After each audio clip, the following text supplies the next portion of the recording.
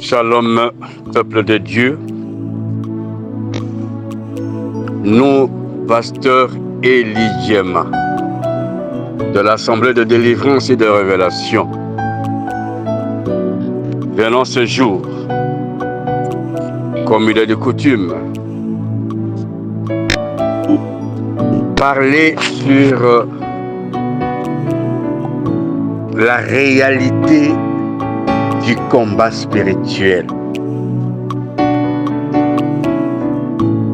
C'est un petit enseignement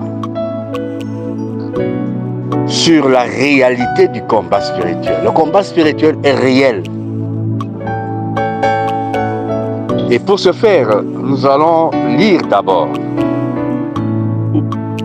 dans Romains chapitre 7, du verset 14 à 19. Car nous savons que la loi est spirituelle, mais moi, je suis charnel, vendu au péché. Car ce que je fais, je ne le reconnais pas, car ce n'est pas ce que je veux que je fais, mais ce que je hais, je le pratique. Or, si c'est ce que je ne veux pas que je pratique, j'approuve la loi, reconnaissant qu'elle est bonne. Or, maintenant, ce n'est plus moi qui fais cela, mais c'est le péché qui habite en moi. Car je sais qu'en moi, c'est-à-dire en ma chair, il n'habite point de bien, car le vouloir est avec moi, mais accomplir le bien, cela je ne le trouve pas, car le bien que je veux, je ne le pratique pas, mais le mal que je ne veux pas, je le fais. Parole du Seigneur. Là, c'est l'apôtre Paul, le prototype du combat spirituel. La vie de Paul est un ensemble de combats spirituels. Son ministère est le combat spirituel. Nous savons comment il fut Saul qui allait selon Actes chapitre 8 verset 3. Or, Saul ravageait l'assemblée, entrant dans les maisons et traînant hommes et femmes. Il le livrait pour être jeté en prison. Saul combattait l'assemblée de Dieu. Il allait de ville en ville, ravageait les assemblées.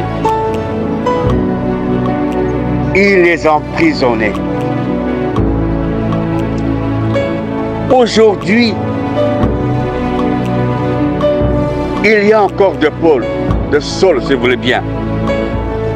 Il y a encore de Saul qui exécutent la volonté de leur maître pour taire l'évangile de Jésus-Christ. Le combat spirituel est réel. Nous pouvons et nous voyons aux côtés des églises de Dieu, il y a toujours des églises du malin qui ont pour mission de distraire, d'enlever, de vider l'église de Dieu vivant pour remplir les églises de malins. Et ils ont plusieurs astuces. Ils y viennent par des fameux miracles qu'ils opèrent. C'est ce qu'on avait vu comme cet homme-là, dont parle Actes chapitre 8, de 9e au 10e.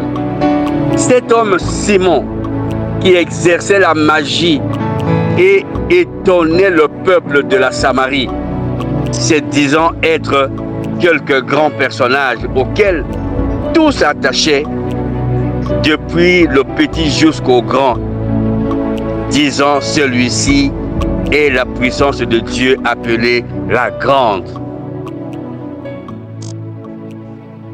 Au verset 12, il est dit: mais quand ils eurent cru Philippe, qui leur annonçait des bonnes nouvelles touchant le royaume de Dieu et le nom de Jésus-Christ, tant les hommes que les femmes furent baptisés. Le combat spirituel est réel. Là, nous sommes en train de présenter deux tableaux.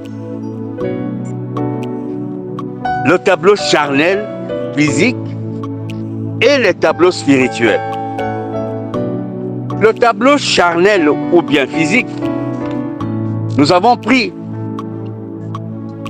le tableau qui reprend la marche de Saul. Physiquement, Saul combattait les assemblées de Dieu. Il les emprisonnait. Physiquement, le fameux Simon, magicien de son état, combattait Philippe, qui était porteur de l'évangile de Jésus-Christ. Et c'est ce tableau-là que nous vivons encore aujourd'hui dans nos sociétés, dans nos rues, dans nos avenues, où nous voyons des églises presque contiguës, où il y a l'église de Dieu vivant et les églises de malins. Il écrit à longueur de journée, il écrit miracle, prophétie, pour enlever, distraire. C'est un combat. Sur le tableau spirituel, ce combat est plus que réel. Parce que tout ce que nous faisons, vivre, manger, voyager, se vêtir, récolter ou bien bâtir, est un combat, relève du combat spirituel. On ne peut pas manger parce que c'est un combat à quel niveau? Parce qu'il y a de ces gens sur le plan spirituel qui se liguent pour ne pas te voir bien manger, pour ne pas te voir bien habillé, pour ne pas te voir bien vêtu. Ces gens-là, ils se liguent, ils sont en association et ils sont sur le plan spirituel. Bien-aimés dans le Seigneur, le combat spirituel est une réalité. Je voudrais, pour preuve, la dépouille mortelle de Moïse. La Bible dit qu'il y a eu tiraillement par les esprits impurs. Il y a les esprits de Dieu et impurs qui se sont tiraillés pour se saisir de la dépouille mortelle de Moïse. Ce tiraillement n'est autre que du combat spirituel. Et lorsque Paul dit que ce que je veux, je ne peux le faire. Mais ce que je ne veux pas que je fais, c'est là le siège du combat spirituel. Le combat spirituel est en nous. Il y a le combat entre la lumière et les ténèbres, entre la vérité et la fausseté et la contre-vérité.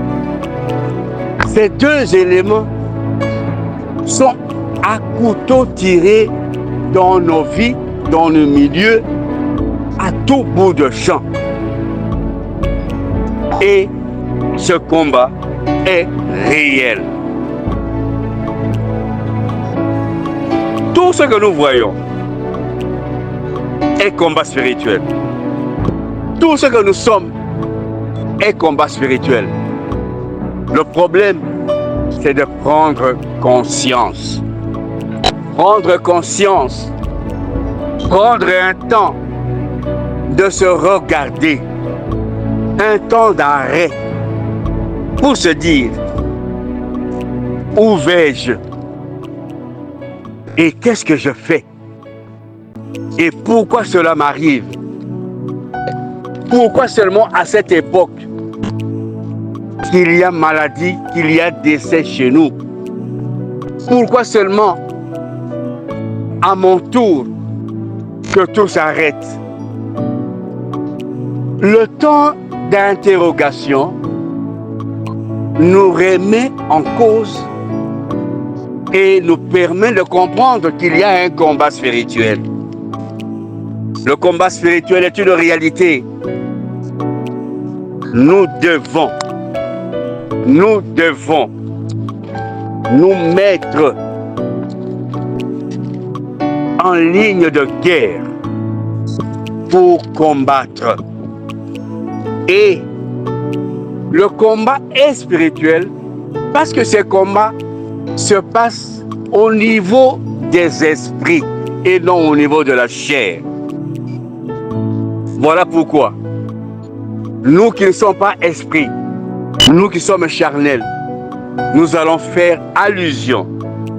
Nous faisons allusion, comme dit 2 Corinthiens chapitre 10, du verset 3 à 5, car en marchant dans la chair, nous ne combattons pas selon la chair, car les armes de notre guerre ne sont pas charnelles, mais puissantes par Dieu pour la destruction des forteresses, détruisant les raisonnements et toute hauteur qui s'élève contre la connaissance de Dieu et amenant toute pensée captive à l'obéissance du Christ. Le combat n'est pas charnel, mais nous devons user des armes spirituelles afin de mettre à bout ce combat. Le mal est là.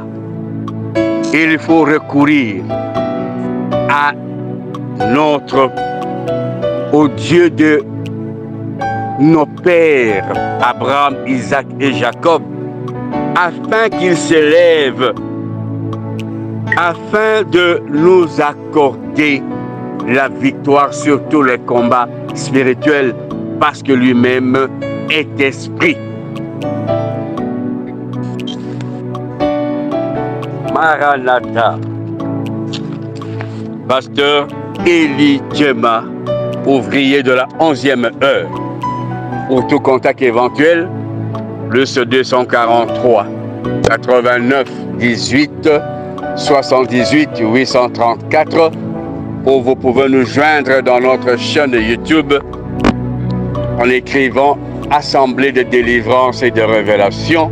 C'est à quoi nous vous invitons à vous abonner et à cliquer sur la cloche de notification pour être bénéficiaire des enseignements de révélation et des prédications.